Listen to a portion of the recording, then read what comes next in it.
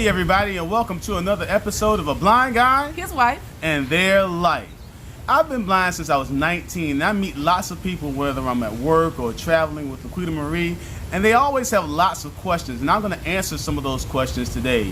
One of the questions that we get asked a lot is, does LaQuita do everything around the house? Yes, she does a lot, but one of the most specific questions that people ask is, can I cook?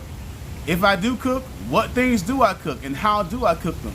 And we're going to actually take you inside our kitchen in our home to show you some of the things that I do as a blind guy to help prepare food for the family.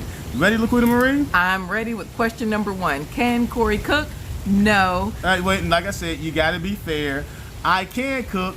I just don't like to cook. I love to eat, but I don't like to cook. And there's reasons for that because, like I said, I'm married to the kitchen commando here. Who's Kitchen like, commando. all right, maggot, go ahead and you chop this the way I said it, and you shake the salt the way I said it, and if you don't, you're going to give me 50. And I'm like, okay. That is not me. I don't think. I do cook a lot. I like to cook. I cook a lot of whole foods, flour, sugar, fresh vegetables, peeling, chopping, grating, but... I'm just being honest, you're just a better cook than I am. Because that's your passion. And what happens is LaQuita will cook, and she does a great with keeping up with the family health as far as cooking whole foods. And what I do is I tend to build off of that when I cook. So yes, I can cook. And what type of things do I cook? Typically simple meals. For breakfast for our three daughters, I will actually get up sometimes and I'll boil eggs on the stove and I'll toast in the toaster oven. And we have a gas stove. Right. So I don't know if that helps to have a gas stove where you can hear the clicker and then the whoosh of the flame. It does, because sound is very important to me since I can't see. So when I hear that click, click, click, whoosh, I know the flame is on. I can hear by the sound which burner, if I have the right burner. I say burner, she says I. She has the right eye or burner on. And so I'll I use the back burner or the back eye on the stove. I do it for safety. Like, I noticed before we had kids, it just felt safer to use the back burner so that if you were coming over, right, I wouldn't have to worry about you. I know you could feel the heat. But and still, you would know that I was cooking, but to you me, still don't want to knock something off the front of the stove when it's hot. Or just like accidentally touch the pan or something. I don't know. But I usually do it for safety, the back burners. So yes, I can cook. Do I cook? No, I don't like to cook. Well, what about at work? You do like... Yeah, and we have the fortunate work of actually having a stove and a microwave and a toaster oven. We have a whole stove at work, so I heat up pizzas for lunch, or in the stove. Or I might microwave some leftovers that LaQuita Marie made the night before. Now, how do I use those appliances? That's the next question. How do I cook?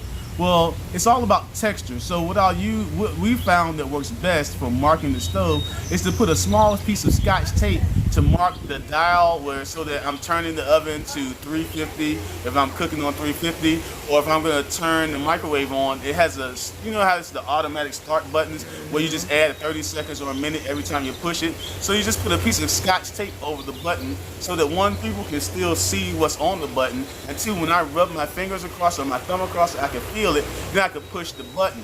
So it's much better than a turn dial because... Well, the turn dial is good because when we were born, there were no microwaves. We're not going to say how old we are, but what we are going to say is that in our lifetime...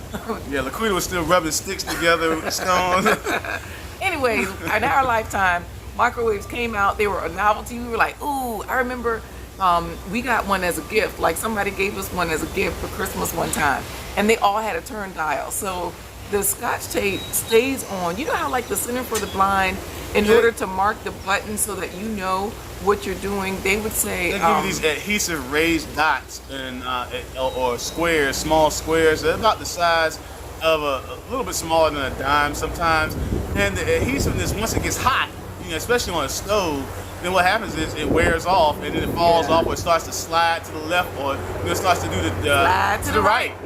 I don't know why, but Scotch tape is the best. And with the dial, like the old-fashioned microwave that we had when we were kids, you could turn the knob and kind of know so many clicks took you to a certain setting.